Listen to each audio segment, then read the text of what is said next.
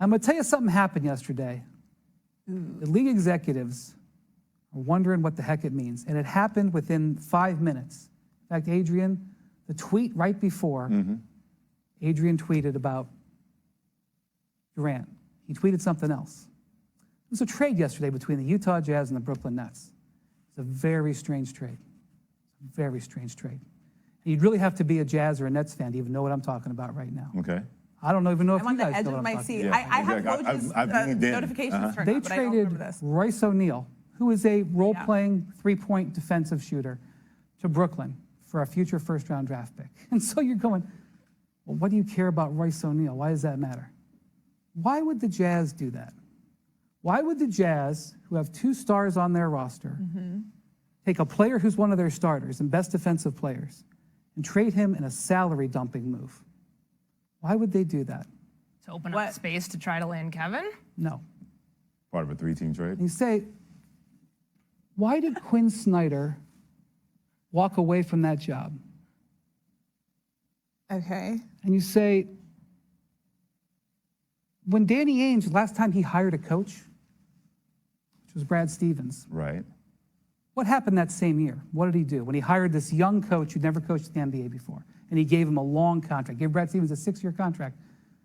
Will Hardy, who they just hired, who was, going to potentially be a great young coach, they gave him a 5-year contract. Very rare for a first-time head coach to get a 5-year contract. Why? What's going on in Utah? What's going on? And that's what people in the league are watching right now. Okay. What's going on in Utah? Okay. And so I think the Brooklyn Nets and Phoenix Suns need to find out what's going on in Utah as well. Because what else happened that first year that Brad Stevens got hired? Danny Ainge traded Kevin Garnett and Paul Pierce. To the Brooklyn Nets. So that trade, that Royce Young trade yesterday, Okay. was a very strange trade. Here's Dave McMenamin, and we are talking about the Lakers because as we wait for the dominoes around Kevin Durant to fall, a big one is Kyrie Irving, and a possible destination for him is the Los Angeles Lakers. How are the Lakers processing that? Well, the Lakers see him as a player that can do a lot for them and fill the gaps that they have that certainly showed up last year. They were a terrible three-point shooting team, 22nd in the league. Kyrie's a 50-40-90 guy. He is someone who can play all sorts of different types of offenses, can fit with all sorts of different types of lineups because he has such a deep bag when he's out there. And he has the familiarity with LeBron James. And LeBron, as brilliant as he is a particular type of talent to play alongside. And as Richard knows, as Perk knows, they got it done at the highest level of basketball.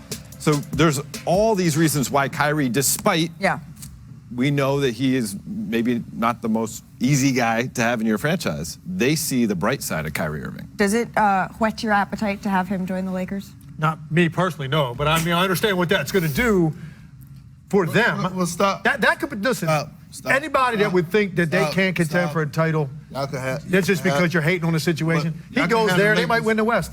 Hey, y'all can have the Lakers conversation. You out? I'm going for it. Okay, cool. And present. Start your off season already? Man,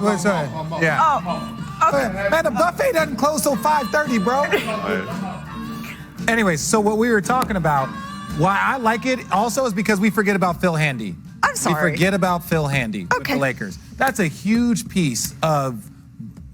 Well, whatever. Gone. I don't care. I'm saying that's a huge piece of it. If, like, hypothetically to get there, it's not like, oh, his relationship with Bron. The relationship with Phil Handy is one of the closest people to him. He's one of those people that when Kyrie was feeling a certain way or his energy was a certain way, he had somebody that he can confide to in a very, very close manner in Phil Handy. And so if that does happen, we can't just look at Bron and, oh, Bron and Kyrie. No. Phil Handy was a big part of the Laker team winning the championship, Toronto team winning the championship, the Cleveland team winning the championship. What is happening? This is such an improvement. Give me a.